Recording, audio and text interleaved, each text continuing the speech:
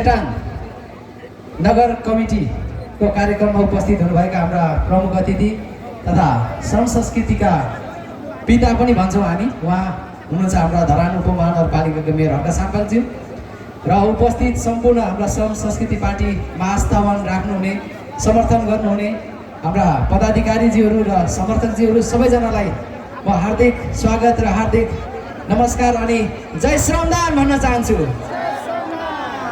आज मलाई यो तपाईहरुको पवित्र भूमि यो लेटाङमा उपस्थित भएर मैले आफ्नो केही भनाइहरू राख्नै पर्छ, किनभने तपाईहरुको यो पवित्र भूमिमा जब जब श्रम संस्कृतिको अथवा श्रमदानको सुरुवात हुँदै थियो, हामी यहाँ मास्तिर चोकमा म आएको थिएँ त्यही समयमा, र सुरुमा हामी 3-4 जना मात्रै भेला भएका थियौँ। मलाई आज पनि त्यो स्मरण आइरहेको छ।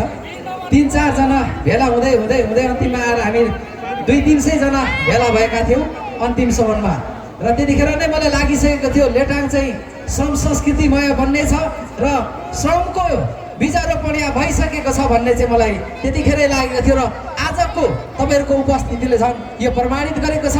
त्यसकारणले गर्दाखेरि म सम्पूर्ण लेटाङवासी आमा बुवा दाजुभाइ दिदीबहिनीहरूलाई हार्दिक बधाई र हार्दिक शुभकामना दिन चाहन्छु र जय श्रमदान भन्न चाहन्छु। आज तपाईहरुले देख्नु भएको छ श्रम संस्कृति के हो भन्ने कुरा, सम्पूर्ण कुरा हाम्रा श्रम पिता अर्थात् हाम्रा श्रम संस्कृति पार्टीका केन्द्रीय अध्यक्षज्यूले भनिसक्नु भएको छ।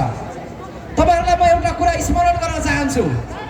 आज श्रम संस्कृति अथवा श्रमदान तपाईहरुले देख्नु भएको यो हामीले गरेको एउटा साधारण एउटा अभियान मात्रै न, यो त उत्पादन र यो त हाम्रो रोजगारको एउटा चाहिँ खम्बा, एउटा चाहिँ तपाईको चाहिँ नि जग नै बन्ने छ।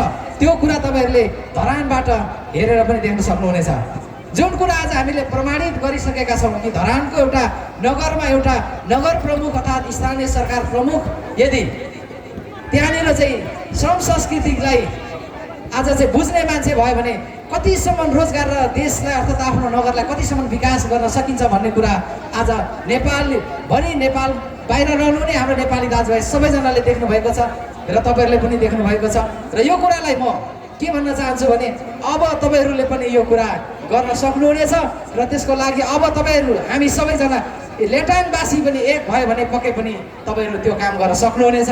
त्यसको लागि म तपाईहरुलाई फेरि पनि म बधाई दिन चाहन्छु, किनभने हाम्रो एउटा श्रमको सिद्धान्तले के भन्छ भने तपाईकै ठाउँ तपाईले नै विकास गर्नुपर्छ। आज हरेक नागरिक आज चाहिँ देशवासीले आफ्नो देशप्रतिको एउटा योगदान हामी आफैले पुरा गर्नुपर्छ। आज यहाँ हाम्रो नगर प्रमुख अर्थात् श्रम संस्कृति पार्टीका प्रमुखले यहाँनिर चाहिँ उहाँ अध्यक्षज्यूले उहाँले काम गरिरहँदाखेरि उहाँले धरानको लागि गर्नु होला, तर आज हामी सबै मिलेर आफ्नो आफ्नो ठाउँ गऱ्यो भने देश बन्नेछ, हो किन भन्नुहोस् त? त्यस कारणले गर्दाखेरि पनि म तपाईहरुलाई के स्मरण गर्न चाहन्छु भने अब हाम्रो श्रमको सिद्धान्तले, श्रमदानको सिद्धान्तले के भन्छ भने तपाईको ठाउँ बनाउनको लागि उठ्नुपर्छ र यो देश बनाउने तपाई आफै हो, जसले आज साँच्चै भन्ने हो भने तपाईहरुलाई हामीले भन्ने गरेका छौँ ऐना हेर्दाखेरि जो देखिन्छ आज त्यही हो देश बनाउने, हो किन भन्नुहोस् त? हो, त्यही बनाउने तपाईँ हो भने अब तपाईको ठाउँबाट, तपाईको नगरबाट, तपाईको टोलबाट, तपाईको वाडाबाट तपाईँ चाहिँ उत्रिनुपर्छ। र यस उत्रिनका लागि चाहिँ म सम्पूर्ण आज लेटाङवासी आमा बुवा दाजुभाइ दिदीबहिनीहरूलाई अपिल गर्न चाहन्छु, अनुरोध गर्न चाहन्छु। म एउटा सानो उदाहरण दिन चाहन्छु। श्रमको आज चाहिँ कति ठुलो श्रमले काम गर्न सक्छ भन्ने एउटा यहाँनिर तपाईको भारतको बिहारमा एकजना चाहिँ नि भनौँ न एकजना व्यक्तिले एउटा पहाडै चाहिँ पहाड नै फोरेर चाहिँ त्यहाँबाट चाहिँ तपाईको बाटो बनाएको कुरा तपाईले सुन्नु पनि भएको होला। चाइनामा तपाईको 20 किलोमिटर बाटो चट्टान फोरेर चाहिँ आज पानी ल्याएको कुरा सुन्नुभएको होला। आज त्यो त तपाईहरुले सुन्नुभयो, तर हाम्रै तपाईहरुको अगाडि आज ब्रिटिसले आज विभिन्न कम्पनीले ठुला ठेकदारले गर्न नसक्ने काम आज हामीले धरानबाट कोकाको पानी 43 किलोमिटर टाढोबाट हामीले पानी ल्याउन सफल भयौँ। त्यो सिर्फ हाम्रो श्रमको कारणले थियो।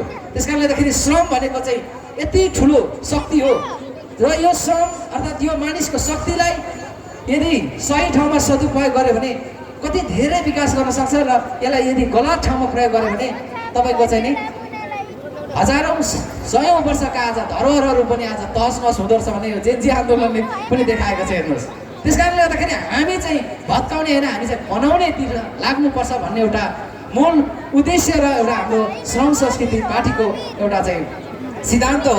त्यस कारणले गर्दाखेरि म के भन्न चाहन्छु भने तपाईँ हामी सबैजना अब एकसाथ भएर एक ढिक्का भएर आज हामी एक ठाउँमा उभिएर काम गर्नेछौँ, जहाँ चाहिँ जातिको कुरा हुँदैन, धर्मको कुरा हुँदैन, वर्गको कुरा हुँदैन, नस्लको कुरा हुँदैन, त्यहाँ तपाईँको भूगोलको कुरा हुँदैन, त्यहाँ सिर्फ हुन्छ त यो राष्ट्र र यो देश अनि हाम्रो सामाजिक एकता, सामाजिक तपाईँको चाहिँ नि उन्नति, विकास र सामूहिक विकासलाई अपनत्व लिने हाम्रो श्रम संस्कृति पार्टीको चाहिँ सिद्धान्त हो। र त्यसलाई सबैजनाले अँगाल्दै तपाईँहरू अगाडि बढ्नुको लागि पनि म अनुरोध गर्न चाहन्छु र सबैजनालाई जुट्नको लागि पनि म हार्दिक अनुरोध गर्न चाहन्छु। अब देशभरि अहिले नेपालभरि नै अहिले है श्रम संस्कृति पार्टीको आज चाहिँ नि श्रमको सिद्धान्त श्रमदान चलिरहेको छ। आज हामीले श्रमदानबाट हामीले श्रम संस्कृति पार्टीले आज हामीले कार्यकर्ता बनाइदिनौँ, तर तपाईँ हामी सबै देश र राष्ट्रको लागि काम गर्ने श्रमदाता भन्ने पक्कै पनि बन्नेछौँ। त्यसको लागि तपाईँहरू सबैजनालाई अपिल गर्न चाहन्छु।